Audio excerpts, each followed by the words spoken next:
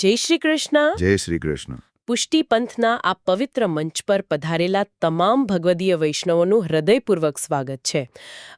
આજે આપણે એક એવી વાત કરવાના છીએ જે સાંભળીને કદાચ કોઈ પણ રોમાંચિત થઈ જાય. શું ક્યારે એવી કલ્પના કરી શકાય કે કોઈ ગાઢ, અવાવરું અને ભયાનક જંગલ હોય અને ત્યાં એક નવજાત શિશુને એકલવાયુ મૂકી દેવામાં આવ્યું હોય?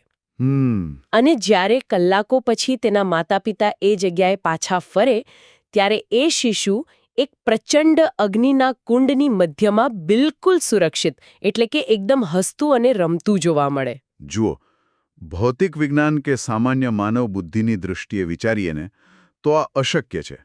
પ્રકૃતિના જે નિયમો આપણે જાણીએ છીએ તે અહીં સંપૂર્ણપણે નિષ્ફળ જાય છે. પણ આ કોઈ કલ્પના કે દંતકથા નથી હો. હા, સાચી વાત છે. આ એક એવી ઐતિહાસિક અને આધ્યાત્મિક સત્ય ઘટના છે જેણે આખા ભારત વર્ષમાં ભક્તિની એક નવી જ વ્યાખ્યા ઊભી કરી. આ આપણા પ્રાણપ્યારા શ્રી વલ્લભાચાર્ય મહાપ્રભુજીના દિવ્ય પ્રાગટ્યની અદ્ભુત લીલા છે. બિલકુલ. આજના આ સત્સંગમાં આપણે આ યાત્રાના માત્ર બહારના દૃશ્યો જ નહીં, પરંતુ તેની પાછળ રહેલા અત્યંત ગૂઢ આધ્યાત્મિક રહસ્યોને સમજવાનો પ્રયાસ કરવાનો છે. અને આ યાત્રાની શરૂઆત એવી પરિસ્થિતિથી થાય છે જેની કલ્પના માત્રથી જ આજે પણ આપણને ધ્રુજારી છૂટી જાય. સમય છે વિક્રમ સંવત 1535, એટલે કે ઈસવીસન 1480 ની આસપાસનો. કાશીનગરી જે તે સમયે વિદ્યા અને ધર્મનું સૌથી મોટું કેન્દ્ર હતી. જી. ત્યાં અચાનક ભારે અશાંતિ અને ભયનું વાતાવરણ ઊભું થાય છે. સતત આક્રમણોનો ડર, અસુરક્ષા અને ચારે બાજુ અરાજકતા. આવા ગંભીર સંજોગોમાં તૈલંગ બ્રાહ્મણ કુળના મહાન વૈષ્ણવ શ્રી લક્ષ્મણ ભટ્ટજી અને તેમના ધર્મપત્ની ઇલ્લમ્મા ગારુ પોતાનું ઘર છોડીને મૂળ વતન દક્ષિણ દિશા તરફ પગપાળા જવાનો નિર્ણય કરે છે. આ બહુ કઠિન નિર્ણય હતો. હા, એટલે હું એ જ વિચારી રહી છું કે 15મી સદીમાં કોઈપણ પ્રકારની સુવિધા વિના સેંકડો કિલોમીટરની યાત્રા અજાણ્યા રસ્તે કરવી એ આત્મઘાતી પગલું ન કહેવાય. માત્ર શ્રી ઠાકુરજીના આશરે આ રીતે નીકળી પડવું, આ શરણાગતિ પાછળનો ભાવ શું હોઈ શકે? આ બહુ જ રસપ્રદ પાસું છે. આપણે શરણાગતિને ઘણીવાર નિષ્ક્રિયતા અથવા હાર માની લેવાની ભૂલ કરીએ છીએ. પણ અહીં સ્થિતિ સાવ અલગ છે. શ્રી લક્ષ્મણ ભટ્ટજીનો આ નિર્ણય એ કોઈ ભયથી ભાગવાનો પ્રયાસ નહોતો. અચ્છા. એ તો સક્રિય શ્રદ્ધા હતી. જ્યારે બાહ્ય જગતમાં સુરક્ષાના તમામ ભૌતિક સાધનો, ઘરની દિવાલો હોય, સમાજ હોય, સૈન્ય હોય, એ બધું નિષ્ફળ જાય છે ને, ત્યારે એક સાચો ભક્ત એ સ્વીકારી લે છે કે સુરક્ષાનો આ માત્ર ભ્રમ છે. સાચી સુરક્ષા માત્ર પ્રભુના ચરણોમાં છે. જી, બિલકુલ સાચી વાત. આ કોઈ સામાન્ય સ્થળાંતર નહોતું. આ એ વાતની સાબિતી હતી કે પરિસ્થિતિ ગમે તેટલી વિકટ કેમ ન હોય, જો શ્રી ઠાકોરજી સાથે બિરાજમાન છે તો ગભરાવાનું કોઈ જ કારણ નથી. આ વાતને જો આજના સમયના સંદર્ભમાં આપણે જોઈએ ને તો આપણે અજાણ્યા રસ્તા પર જતા હોઈએ અને આપણા ફોનનું જીપીએસ માત્ર 5 મિનિટ માટે બંધ થઈ જાય. હા, તરત ગભરામણ થઈ જાય. બિલકુલ. આપણામાં કેવી લાચારી અને ગભરામણ વ્યાપી જાય છે. આપણને લાગે છે કે આપણું બધું જ નિયંત્રણ જતું રહ્યું અને અહીં તો કોઈ નકશો નહોતો, કોઈ સંપર્કનું સાધન નહોતું. બસ એક અતૂટ વિશ્વાસ હતો કે પ્રભુ જ માર્ગદર્શક છે. સાચી વાત છે. આ સ્વીકાર ભાવ એ આજના સમયની ચિંતા અને તણાવ સામે એક બહુ મોટો માનસિક આધાર બની શકે છે. 100%. જુઓ, નિયંત્રણ ગુમાવવાનો ડર જ સૌથી મોટી પીડા છે.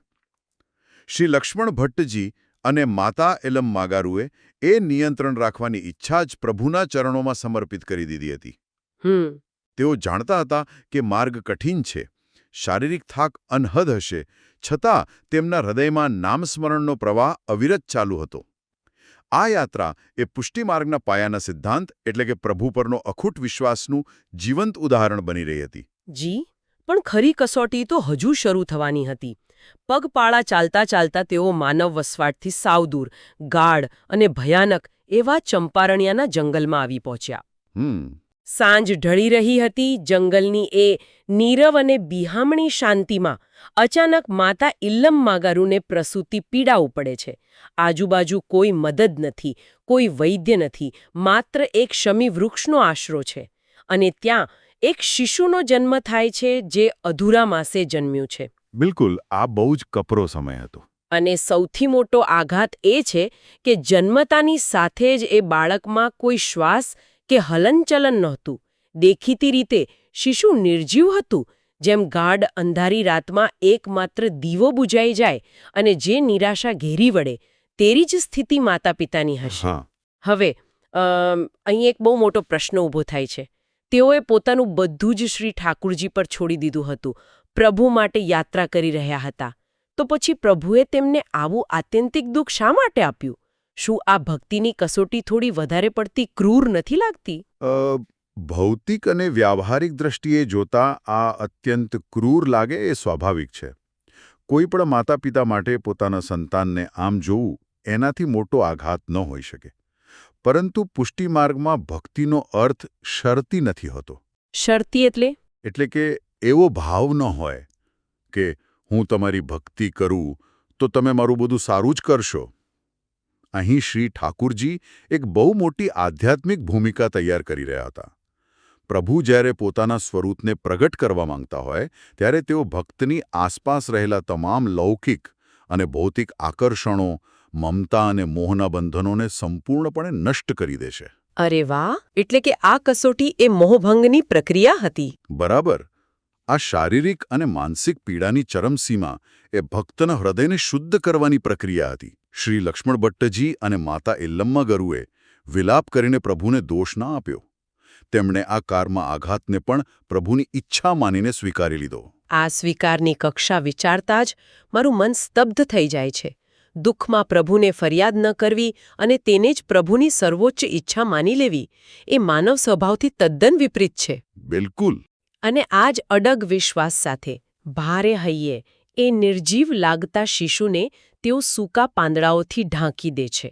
પોતાના જ સંતાનને જંગલના પાંદડાઓ નીચે મૂકીને આગળ વધવું એ નિર્ણય પાછળ કેટલી પારાવાર વેદના હશે. છતાં તેઓ આગળ વધે છે અને રાત્રે થોડે દૂર એક જગ્યાએ વિરામ કરે છે. અને અહીં જ કથાનો સૌથી દિવ્ય વળાંક આવે છે. જ્યારે માતા પિતા શોક અને થાકથી ચૂર થઈને વિરામ કરી રહ્યા હતા ત્યારે રાત્રિના અંધકારમાં સાક્ષાત શ્રી ઠાકુરજી સ્વયં તેમને સ્વપ્નમાં દર્શન આપે છે. અરે વાહ! જુઓ, પ્રભુ ક્યારે પોતાના ભક્તોની ધીરજ ખૂટવા દેતા નથી. જ્યારે જીવની બધી જ શક્તિઓ અને આશાઓ સમાપ્ત થઈ જાય ને ત્યારે જ પ્રભુ પોતાનો હાથ લંબાવે છે. તો સ્વપ્નમાં શ્રી ઠાકુરજીની આજ્ઞા શું હતી?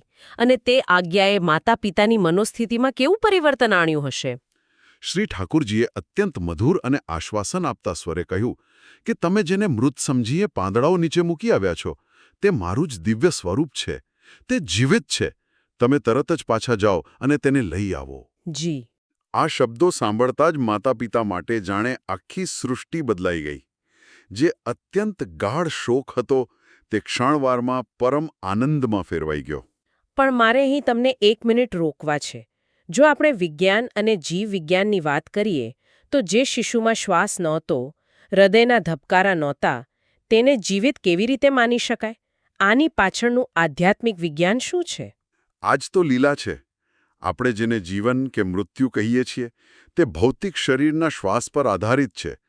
પરંતુ અહીં પ્રાગટ્ય પામેલું સ્વરૂપ એ કોઈ સામાન્ય માનવ દેહ નહોતો. તે શ્રી ઠાકોરજીનું પોતાનું મુખારવિંદ સ્વરૂપ હતો. એટલે કે સાક્ષાત દિવ્ય સ્વરૂપ. બિલકુલ.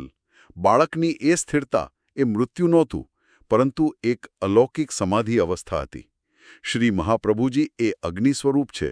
તેમને કોઈ શ્વાસની કે ભૌતિક નિયમોની જરૂર નથી. બરાબર. પ્રભુએ આ લીજા દ્વારા એ સિદ્ધ કર્યું કે મારું અસ્તિત્વ કુદરતના આ જળ નિયમોથી પર છે. પાંદડાઓ નીચે ઢંકાયેલું હોવા છતાં તે દિવ્ય તેજ પોતાની પૂર્ણ ચેતનામાં હતું. આ સમજ્યા પછી એ રાત્રિનું દ્રશ્ય એકદમ સ્પષ્ટ થાય છે. પ્રભુની આજ્ઞા મળતા જ મધરાતે જંગલી પ્રાણીઓનો કે અંધકારનો કોઈ પણ ડર રાખ્યા વિના માતા પિતા એ શમી વૃક્ષ તરફ દોડી ગયા.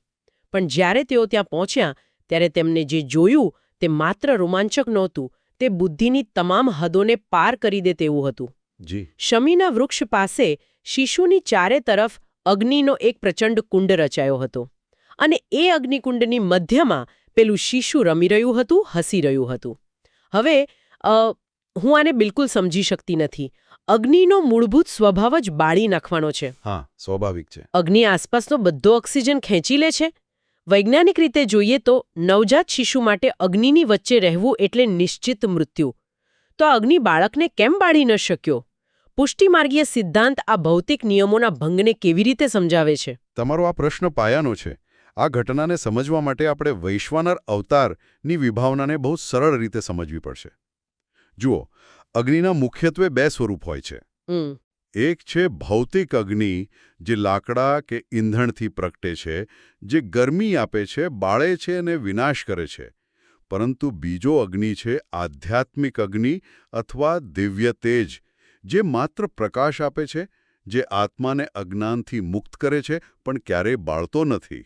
ઓહ, એટલે આ ભૌતિક આગ ન હતી? ના, બિલકુલ નહીં. શ્રી મહાપ્રભુજી એ સાક્ષાત શ્રી ઠાકુરજીના મુખારવિંદમાંથી પ્રગટ થયેલા વૈશ્વાનર અવતાર એટલે કે દિવ્ય અગ્નિ સ્વરૂપ છે. શમી વૃક્ષ પાસે જે અગ્નિ પ્રગટ થયો તે જંગલની આગ નહોતી. જી. તે મહાપ્રભુજીના પોતાના સ્વરૂપમાંથી નીકળેલું દિવ્ય તેજ હતું, જે મૂર્તિમંત થઈને તેમની રક્ષા કરી રહ્યું હતું. સરળ શબ્દોમાં કહું ને તો અગ્નિ પોતાના જ ઉદ્ગમ સ્થાનને કેવી રીતે બાળી શકે? અરે વાહ, આ તો બહુ જ સુંદર સમજૂતી છે. એટલે આ અગ્નિ એ વિનાશક તત્વ નહોતું, પણ એક રક્ષણાત્મક દિવ્ય ઊર્જા હતી.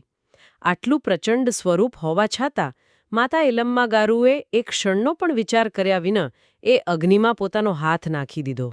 બિલકુલ. સાધારણ રીતે કુરકણ વ્યક્તિ અગ્નિ જોઈને દૂર ભાગે, પણ અહીં માતૃત્વ અને પ્રભુ પરની શ્રદ્ધા એટલી હદે એકાકાર થઈ ગઈ હતી કે ભયનું સંપૂર્ણ અસ્તિત્વ જ મટી ગયું.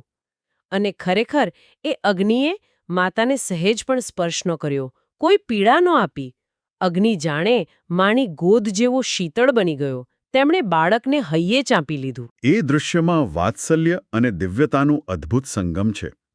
જ્યારે જીવ સંપૂર્ણપણે પ્રભુના આશ્રયમાં આવી જાય છે ને, ત્યારે દુન્યવી ભય કે પ્રકૃતિના કોઈ પણ નિયમો તેને બાંધી શકતા નથી. સાચી વાત છે.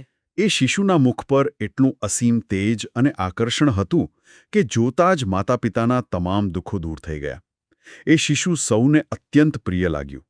અને સંસ્કૃત ભાષામાં જે અતિ પ્રિય હોય તેને વલ્લભ કહેવાય છે. જી બિલકુલ. એટલે જ આ દિવ્ય શિશુનું નામ પડ્યું શ્રી વલ્લભ. આપણા સૌના પ્રાણ પ્યારા શ્રી વલ્લભાચાર્ય મહાપ્રભુજી, જે માત્ર તેમના માતા પિતાને જ નહીં, પરંતુ ભવિષ્યમાં લાખો ભગવદીય જીવોને પોતાના સ્વરૂપ, પોતાની વાણી અને પોતાના પ્રેમથી અતિ વલ્લભ લાગવાના હતા. આ લીલા આપણને એક બહુ મોટો પાઠ ભણાવે છે. ચંપારણ્યનું એ નિર્જન અને ડરામણું જંગલ, જ્યાં કોઈ જવા તૈયાર નહોતું, તે શ્રી મહાપ્રભુજીના પ્રાગટ્ય માત્રથી પરમ પવિત્ર યાત્રાધામ બની ગયું. પ્રભુ જ્યાં બિરાજે છે ત્યાં અંધકાર પણ પ્રકાશમાં ફેરવાઈ જાય છે અને ભય અભયમાં પરિવર્તિત થઈ જાય છે.